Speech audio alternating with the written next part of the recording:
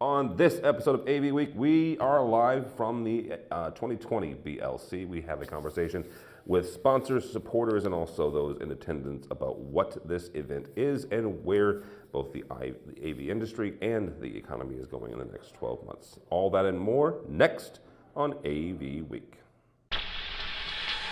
The network for the AV industry. What are you listening to? This is AV. This is AVNation. This is AVNation. This is AV Week, episode 445, recorded Friday, February 28, 2020. I am the Tuesday. Support for AVNation is brought to you by Extron, industry-leading technology backed by world-class support. And by Daylight, the leading producer of high-quality projection screens worldwide. This is AV Week, your weekly wrap-up of audio-visual news and information. My name is Tim Albright. I am your host for the second time in 2 weeks. I'm no longer in my studio. I think my kids have put my face on a milk carton. And if you're too young to know what that is, Wikipedia it. So we're at BLC this year, BLC 2020 in Dallas. So as we do a lot of times with these things, we're going to get a wrap up of this this conference and also just kind of a preview of the year. With me is my buddy and pal, Mr. John Ivy from Atlas. Welcome, sir. Good morning, Tim. Also is Mr. Tom Barry from Varex. Good morning. I am so honored. I got to spend not only today, but I got to start the beginning of the week with you on Sunday. Indeed, on Sunday. So I'm on the front end and back end with you. I'm quite sure. What a pleasure. That. Yeah. Also is Frank Pisano from Brightside. Welcome, sir. Well, thanks for having me, Tim. Absolutely. John, I want to start with you. Atlas IED has been a sponsor of NSCA specifically, but this program, the BLC, since its inception 22 years ago. What does that mean? What does that mean to you? What does that mean to the company? Yeah, so the BLC is our way to give back to our customers. That's really why we come. The sponsorships are not cheap, but they're reasonable. But it's still a lot of money, in all honesty. So we get to come here, pay for part of the event as the host sponsor, and I think we have been the host all 22 years. And our customers get to come and learn, right? The presenters here, I learn. The presenters here have a lot of interesting things that I take back to my own company. I know some of my customers do, and it just makes us all better business people. So this year, my biggest takeaway was the 3 buckets. I've already sent that out to my entire group. I know which 3 I'm good at. I know the things I'm really bad at. My employees think there's a lot more things I'm bad at than I do. Well, hang on for a second. Explain the 3 buckets, because that was the same exact session that I got my toes stepped on. Productivity specialist talks about in your organization there are certain things that you own and only you can do, right? She's an author, she's a speaker, she has an MBA, so there are certain things that she can do, and everybody else, they do their own buckets, and you need to keep your hands out of other people's buckets. Which is what I'm bad at, right? Yeah, me too. So, but there's 3 things I'm really good at. I do product innovation. That's still one of the things that I still lead for our company. I'm still the big picture guy. I have a pretty good idea where our industry is going and kind of where it's merging with IT. And then on top of that, there's a 3rd bucket that I'm not great at that I need to stay at, which is marketing. I love doing the marketing side. Gina's much better than I am, and as you know, she's pretty darn good at it. Pretty darn good at it, yeah, absolutely. I don't like the productivity side. I'm not a great president. Like the day-to-day grind, I don't like that. I like the bigger innovation, big picture, trends, mergers, acquisitions. That's really where I really like and shine. All right, very good. Well, we're going to go from you to Mr. Pisano, who Brightside is one of the newer sponsors of the BLC. You came from LeGrand, so this was not a new get together for you. Why did you, when you joined Brightside, why was this one of the ones that you guys felt that you needed to get into? So I've been with Brightside for a little over 2 years, but this is our 3rd BLC because right after I got on board, I jumped right into it. Yeah. What better spot than to go and see 300 of your closest friends in the industry? The networking opportunities are second to none. And to echo what John said, you get here, you got all these folks they're eager to learn. You get to work on your business a little bit, the vision. The speakers are outstanding. I actually mentioned to Chuck yesterday, it continues every year just to get better and better. And it's a great opportunity to not only talk to your customers, which is a big deal of what we're trying to do as vendors, but also our friends in the ecosystem, right? We get to learn what trends in the industry are going on, how their businesses are doing, and making sure that we're all kind of going in the same direction. Now and Don, I want to bring you in on this, but that's one of the things that my first time here I was struck by. This is not Infocom, this is not ISE, right? There's no technology here necessarily. That almost lends itself to the longer conversations and the ability to have conversations in between competitors, really. Not only competitors from the integration standpoint, but also from the manufacturing standpoint. You've got folks from Legrand, you've got folks from Biamp, you've got folks from BrightSign. You guys can have longer conversations, kind of off the record, and further your relationships as well. Mr. Berry, you guys have been coming here for almost for the whole 22 years. Why does Verix continue to come? So these guys really speak really well about this conference. They are fantastic sponsors. I think it's a great investment as a business owner. We all know technology is the driver in this industry, but you've got to be working on your business. You got to be working on investing in your people. The people are the most important component of any business success, whether it's the clients, whether it's the customers, whether it's anybody in the ecosystem. Right. I love that word because that really wraps everybody into why you're here. And for me, I've been coming here 20 plus years. I can't even do the math. That was a long time ago. I truly was Tom Berry Jr. At that time, I was a young man. And what struck me then, and I see it even now, it's a lot larger now, is that I didn't know anybody. But I had a list of things that I wanted to come here and accomplish. I wanted to find out what other people were doing in terms of what software were they using, what technology were they driving, how were they doing managed services. Yeah. And at that point, I picked up little nuggets, and then I brought them back. Back then, it was 30 pages of notes. Now it's a little bit more compact and a lot more effective. But I think that bringing ideas and sharing ideas, for me to be able to understand what other people were doing and willing to share those things. It didn't matter if you were a competitor. Yeah. You were all in the business. You were all business leaders looking to accomplish profitability and growth and success in a really exciting industry. Yeah. And let me just add that the fact that you have it in different locations, as a business owner, I'm able to do a lot of other things. Right. Before the conference, I'm not a golfer, but you know what? I can go visit local clients. We do a lot. We do a couple $1 million in the Texas area, so that's always on the business development side. I'm a local Dallas Stars fan, so if I can catch a hockey game, that won't hurt. And then you got some really cool, like the Leaning Tower of Dallas. Oh, don't. Come on. We don't have that stuff in Jersey, so it's... You do, you just don't talk about it. It's just not supposed to be leaning in Jersey. Jersey, yeah. I don't think the one in Dallas is supposed to be leaning either. So. Tom, you hit on something about 20 years ago. You were really Tom Berry Jr., right?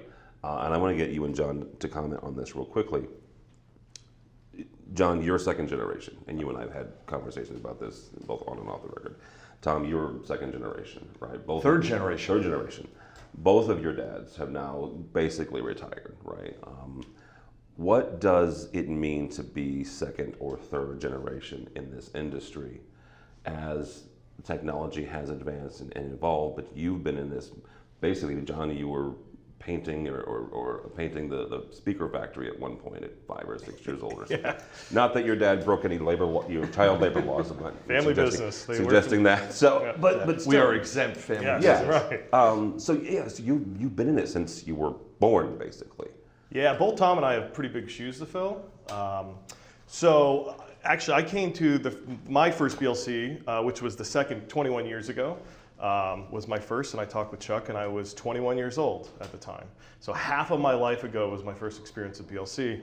And Chuck spent some time with me explaining how important Atlas was to the organization, NSCA at the time, but really that I was in the relationship business now. So I'd come from car audio, which is where my father originally came from. And Chuck sat me down and spent a good half an hour, 45 minutes saying, John, this isn't car audio. This is a relationship business. People will buy from you if they trust you, if they believe in you, but your word is everything. So I know you're new to this business. If you're good to your customers and you're good on your word, you'll be successful. And it's stuck with me. And that's really, I truly think we're still in the relationship business. And that's why I enjoy this. I get to meet with my customers. I get to meet with my competitor friends and see everyone and share ideas. It's truly a rising tide floats all boats. So I wish my father was here. Everyone loved him, and hopefully one day he'll come back and visit. But it was some pretty big shoes to fill. And so far, I think we're doing all right. The customers have been good to us. Yes, and you're doing fantastic. Mr. Berry, same kind of question. What does it mean to be second and third generation in today? Third generation is a pretty spectacular achievement, and it's about continuing to evolve. And we're lucky as a family because we've been able to kind of surf the technology, and as it's evolved, be able to adapt and understand how we can take that technology and make it valuable to our clients.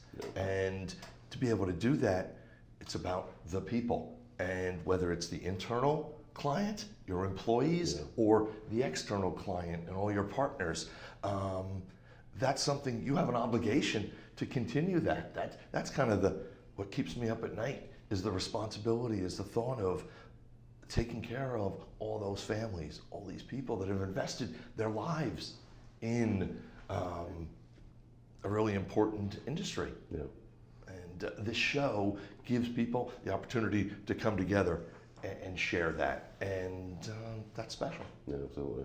And you guys have done some expansion as well over the last year or two, expanding out into LA and opening up an office in LA and other places. If you're not growing, I'm just, I'm not trying to put more pressure on you. I just want to mention that. No, that's good. But again, the economy is moving in the right direction. Maybe not this week, but well, let's actually bring that in, because the one thing about this show or this event that I particularly is we start with an economist, right? To kind of give us all a set. This is where we are, right? So Frank, I'll start with you on this. Some of us in this room just got back from ISE, but that's kind of the start, right, of the industry's year. Based on what came out of ISE and what we heard from the economists yesterday, what do you feel is the next 12 to 18 months going to look like for? Well, yeah, I wish we set budgets after we listened to the economists or had a downturn with ISE attendance. But no, we're still super optimistic, and I'm hoping I'm not reading that through cloudy glasses, just because we started the year with probably our biggest pipeline that we've had, and again, that's really focusing a lot on this AV integration industry and the folks that are attending this conference. You did hear, I think we're cautiously optimistic. No, though we understand there is going to be some headwinds in certain areas. We did get what I liked yesterday, though, about the economist is he showed some areas that were growing, and throughout the Mid-Atlantic, the Southeast, and pockets on the West as well, which is areas that we're trying to grow a little bit more too. So we are optimistic. Like I mentioned, we have great partnerships. We're hitting new channels. We're focusing on new verticals. So we are trying to attack it just faster. And regardless of what the economy's doing, I feel if we could just put our foot to the floor a little bit and push on, that we can overcome any issues that might be happening with the economy. All right, very good. Tom? Yeah, I would definitely 100% agree that the outlook is still very, very good. We have to look at different regions. Again, like you mentioned, we're a global company, also with a domestic footprint, understanding where the opportunities are. They're there, and being able to pivot and being nimble enough to move resources that may not be as active if you're in the Asia Pacific region versus here in the United States. It's still very, very busy in the Northeast and on the entire West Coast. Yeah, absolutely. John, I'll end with you. Economies like stability. We're going into a presidential election. We own our own factories, right? So we have one right down here in Dallas. It's a fairly large one. We can manufacture goods here in America. We're not going to run out of speakers. But our factory in China had 1/6 of its workforce return after Chinese New Year's. So we called some other factories, and that was about 1/5 to 1/6 was the norm. Okay. And that's in south of China, right? That's in the Shenzhen area. The lower level components usually come from up north. They're less expensive. Those factories are not open yet. The supply chain disruption has happened already. So even if everything got turned back on and the COVID virus went away, we're still out. And I'm saying we're as an industry, just people in electronics industry are out for 60 to 90 days, best case scenario. Now, we're double tooled. We can make everything in America. We're good. It might cost more. It might cost me more. I might have to sell it for the same price. It may cost me 20% more to make it here. But we're not going to run out.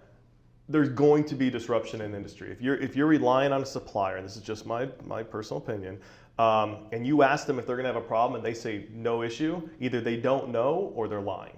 It's that simple. Yeah. There is a large disruption. So I actually believe and I don't like the stock market going down. That's our customers' money, right? Yeah. That's who pays integrators, who buys my stuff. So it's not good, right? But I think a correction, it was about time for one. We're going to a presidential election. I think this stock market correction will last through the weekend. There was a lot of entry-level investors buying like Tesla stock who will just get really scared. They were seeing it on this rocket ship rise. So if you have you did $3,600, you have 4 shares or 5 shares of Tesla and it drops by 30%, you're going to bail out. So we're going to see kind of that cream off the top early on. The strategic investors, long-term investors will probably actually use this to buy starting next week. I think we have a rough road for the next 6 to 9 months. Okay. Especially depends on what the election starts looking like. Love Trump, hate Trump, it doesn't matter. Your politics, businesses did better once he was elected, right? So I think some of those people that made more investments once he was elected may start pulling back or just waiting out the presidential election to see what happens next. Yeah, you're right. So unfortunately, I'm a little bearish right now. I think our industry is set to grow. I mean, our industry is going to grow for the next 10, 20 years, right? With technology, it's just awesome. What we do is really cool. And unfortunately, the world's a more dangerous place. It's really unfortunate, but it's our jobs to try to help make it safer. So our industry is primed for growth. We're in a good market. We're in a good market segment. There's a lot of innovation coming. But I think external forces are going to put pressure on our industry through more than likely the rest of the year. Yeah. I hate to say it. I hope I'm wrong. Well, and you're one of the things that the economists yesterday did talk about was the coronavirus and the impacts it has on the supply chain, right? Regardless of, this is not politics, this is just people's health, right? And there are genuine health concerns, and that's why there's nobody in the factories right now. So once that does get corrected, and people it's not just China. So we're an OEM supplier to an automotive type company. They build their stuff in Mexico. Their big factories are in Mexico. All of those factories are sitting there just idling, waiting for parts coming from China that still have to make it on a slow boat, or if they get flown in, and then we're talking an automotive manufacturer, these are transmissions and big things, it gets really, really expensive. So the disruption that's happening now, we haven't felt the full effect of it. In fact, I was on a CTA call, the CES show people, and they said, the SARS virus, the tariffs, those are all ripples. This is feeling like it's going to be more of a wave. Wow. And the first wave's impact will hit in July or August. And there's going to be a couple follow-ups after that. Very good. Hope not. CTA, Consumer Technology Association. Yeah. All right, guys, I'm going to let you guys go and get some more in. Mr. Frank Pisano, how do people find you or Bright Sign? You can find me at Pisano Frank on Twitter and brightsign.biz. All right, very good. Mr. Barry? tberryjr at varix.com, and that's it. Varix.com for you guys. So, sir, John. Well, I just got rid of my AOL Instant Messenger, so I guess that's not a thing anymore. So someone informed me of that. No, it's just atlasid.com, or my email is prez@atlasid.com. Yeah, it's easy. He still has an ICQ handle though. Yeah, that's the best chat rooms. All right, part 2 of our conversation at BLC. First and foremost, is one of our hosts, Kelly Perkins, who does work at NSCA. How are you? I'm wonderful. Awesome. Last day of the show. Last day of the show. We say that a lot throughout the year, you know that? It's very true. There's a lot of last days. Also with me, actually all 3 of you were at ISC with me. So first, a newcomer, at least for me, Kate Calderon. How are you, ma'am? Good morning. I'm good. How are you? I am well. And my buddy Steve Greenblatt, who we see more of each other than we see of our wives. How are you, sir? I'm great. How are Good. you? I am well. Good to I be am well. here. Yeah. Actually, we'll start with Kate and Steve on this. Steve, you and I have been coming here a long time. You've been coming longer than I have. Why do you continue to come to BLC? It's a unique event, and I was thinking about ways to put it into perspective. One of the things that I would say about this as being an event that's an AV industry event is that we talk so little about AV, and that's what makes it unique. I've grown to become more of a business person and had to take responsibility of leading my business, and that's not something that I necessarily had education in, and I've had to learn to find other ways of being able to develop those skills and being able to be exposed to information and have those conversations, and this is one of those events that you can do that. The speakers are really excellent, and the focus is more about talking about business, doing business together. There are trends and discussions about where the industry is going, but these are all things that you need to be able to spend time on, and people say this, it's becoming a little cliche, but you need to take time to be out of your business to think about these types of topics and be able to have these conversations. And for me, it also gives me the opportunity to clear my head a little bit too, to be able to strategize. But I, of course, the second thing that's most important is the networking and being able to spend time with people that I know, both friends like you guys and as well as business associates, and be able to have quality time with people that you don't get to necessarily do in other parts of the year or other events. All right. Kate, this is your second time, I believe. Second, yes. Why did you start coming in the first place? The first year we actually won the Talent Development Award, so that was my first year attending. Okay. And then, yeah, we saw so much value in it from last year that I came back this year. And Right. it's been great. It's been great to build relationships and connections with people, and it's definitely a different platform too, listening to the different speakers. Like Steve said, it's interesting. It's not niche directly, like the topics aren't AV necessarily related. It's great for business related topics. Yeah, we referenced this with John Ivy and I, the last segment, the productivity session. Both she did a keynote as well as she did a breakout session that a bunch of us were a part of, and again trying to get things off of our plate and get them into the right people's hands, really, who should be doing that, right? And poor Kate is what we refer to as an eagle yesterday, who apparently everybody throws everything at Kate and she just gets it done. Correct. Which is awesome, unless you're Kate. So. That was a great breakthrough moment in that Yeah. breakout session. I'm like, oh my gosh, I am the eagle. I am the eagle. I am the eagle. That's the title of our episode now. I am the eagle. Ms. Kelly, you and I have talked about this, and the industry has talked about this for a long time. Two different things that you are passionate about that you do with NSCA. First, we're going to talk about PASS, but we're also good to Ignite as well. And first, PASS is the school safety initiative that NSCA is a part of. That is the most underrated, I think, initiative in our industry, because I don't think anybody knows about it, and we need to get better at talking about it and figuring out the messaging and just being clear, because we made a huge, milestone within the last month or two with PASS. And if you're not familiar with PASS, it's the Partner Alliance for Safer Schools. And it's an initiative that was started by Chuck Wilson after he visited a very unsafe school in the south side of Chicago. And it developed based on his experience there. And he called up a bunch of his friends and said, guys, we got to do something. There's kids in these schools and it's completely unsafe. Their graduation rate was like 2% or something. It was unbelievable.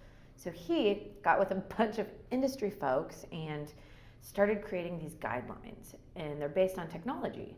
So let's use the technology that we love and use and that we integrate and install every day, and let's use that technology to make safer schools. So he created these guidelines, everything from video cameras to door locks to you name it, intercom systems, but basically taking a step-by-step tiered process and making schools safer with all of this technology. And like I said, I think it was last month, I can't remember the exact day, but those guidelines have now been federally recognized in the legislature, which is huge. It's huge. I mean, and our foundation, NSCA, did that. So all of the money, all of the resources, all of these things that, you know, people have been a part of over the last several years. It's not just Ignite. I mean, Ignite is important, but at the end of the day, PASS is so much more important, you know, and our industry is doing something and is actually making a huge difference and making our schools safer. So I think that is amazing, and I want to talk about that because we haven't a lot yet, and we will more, but it's a big thing. And actually, I think in 10 minutes, Chuck's going to be talking about it. In more detail. We should hurry up then. All right, then let's talk about Ignite. And Ignite is, you and I've done some stuff with you guys with Ignite where we've gone out and had conversations at local community colleges. And Ignite, explain to folks if they're not familiar, how it helps folks get into the industry. Ignite is really, it's an initiative to bring talent into the industry. And it's a pet project of mine just because I love the industry. I'm a super AV nerd fanatic because of the people, because of the technology, just because of everybody's so passionate and awesome. And so for me, it's getting young people excited, getting young people just aware of our industry because it's not super, you know, mainstream, but it's also at the same time filling a massive gap with our organizations in the industry because people can't find people. And so it's a bit of an uphill battle, you know, to get folks to get super involved, but there's people like you guys that are very, you know, huge advocates for it. And Steve and I are doing a talk at Lincoln Tech at the end of the month. I'm working with Columbia College in Chicago. We're working with Webster in St. Louis, Ernie Beck and Alexis LeBroy out in Baltimore. So I mean, there's definitely people who want to get involved and are passionate about it. So it's just keep on keeping on. All right, very good. The thing I'll add with that too is that it's not only looking to bring new people into the industry, which of course is the benefit to us, but it's also promoting the industry and creating awareness. And I think that once we get the awareness, people are going to naturally gravitate. You know, the things that Kelly's saying is too, which is I think understated, is that it's really showing what all the things that we touch and all the impact that the AV industry has on the world, and that's what's really cool to me. You know, just to add to that. Well, it's so fun because the kids are so excited, and it's like you get to help, you know, mold someone's life, and it's just like I work with a lot of them, just even on a weekly basis, and it's so fun. Even like I hired one of them to come to InfoComm with me and shoot video the whole time, and like he's so excited. It's like so cool because he loves it. He's doing video on his own anyways, you know what I mean? So it's like, it's just fun to be able to, you know, share the passion and, you know, get them paid at the same time. Yeah, absolutely. Absolutely. All right, same kind of thing that we wrapped up here with the previous segment. Steve, we'll start with you, based on both your experience at IAC, but also economist here and what you've heard and connected with folks. Where are we at as far as the industry over the next year or so? Honestly, I echo a little bit of what John said. You know, I try to maintain optimism, but I believe that there's going to be some uncertain times, and that's unfortunate. But I think that what we need to do is be aware of that, and I think that we could still thrive based on in uncertain times, as long as you're ready to pivot and you're ready to seek new opportunities. I think those that continue on the straight path that they've always been on are the ones that are probably going to be impacted the most. But there's certainly going to be a lot of factors that are going to affect the industry. But I think that those may also spur some opportunities. Okay, very good. Okay. I mean, we're definitely seeing like mergers and acquisitions and lots of change in the industry. And we're not done yet, apparently. And we're not done yet. That's the rumor on the street. The Economist was awesome. Not only was he hilarious, but he was incredibly informative yesterday morning. Just seeing where we are going as an industry and the opportunities that we're going to be seeing. And it'll be interesting, like John Ivey was talking about the coronavirus and how that's hitting suppliers and things like that, and how we may not see the wave until August, September, but it's definitely exciting. It's nerve-wracking, but it's also exciting. I think we're in for a lot of change, but I think for the most part it'll be positive. Kelly? I think, try to be optimistic, and like Steve said, there's a lot of opportunity in troubling times as well. If people start to get laid off, if like the worst happens, that also gives a lot of opportunity for organizations to pick up some really talented people. Yeah. And I think about back in the days when I worked at Vadio during the 2008 recession, and I mean, we picked up some seriously awesome people, and it's, for lack of a better cliche saying, turning lemons into lemonade and trying, but at the same time being realistic and being smart and not getting, too crazy and calling everything roses. But I don't know. I'm curious to see what the next year brings. You and me both. You and me both. All right, guys, that'll kind of wrap us up for here. Mr. Greenblatt, how do people find you or Control Concepts? Control Concepts is controlconcepts.net, me at Steve Greenblatt on social media, but also check out A State of Control, which is our podcast on AVNation that covers control automation and programming in the AV industry. Yeah, absolutely. Him and Richie Vergoza get together with some of the smartest programmers in the industry. So absolutely. Kate, how do people find you? You can find me on Twitter at TastefullyKate. You can also find our company Innovative Collaboration at icavn.com. I have to ask, explain Tastefully Kate. Do we have time to explain that? Briefly, and the reason I said it is because Kate actually, I think you posted this on Twitter. Yes, I did. Should I change my Twitter handle? I don't think, no, absolutely not. Yeah, everyone was like, don't do it. But you wrote a blog, a food blog. Yep, it started as a food and craft beer blog, and I had that for a few years, and it was fun and exciting, and then I started in the AV industry and kind of stuck with it. But yeah, it's interesting. People were like, don't change it, because you're outspoken, but you say it in a tasteful way. So I'm like, done. There you go. And not for nothing, but there's a few of us that enjoy craft beer in the industry. So there you go. Not me. Nobody in this room, by the way.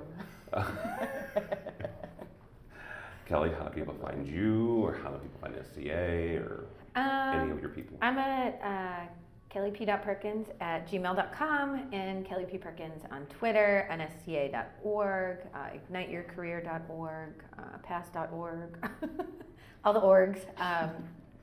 Yes, I also do AV Social Podcast with Miss AV Dawn as well. So if you need some social media tips, tricks, digital marketing stuff, give us a shout out at AVNation.tv. There you go. Wow, you both did that better than I do. So I've said this 1,000 times over the last 9 years. Don't follow me on the Twitters, because at this point in the season, it's still Blues season. So, the Blues are still playing decently, I think. But go by the website, as Steve and Kelly both said, AVNation.tv. That's AVNation.tv. You will find this program, AV Social, which I have to get on the ball and schedule a new one, and State of Control, as well as this program and the other weekly one that Matt Scott does called AVWeek.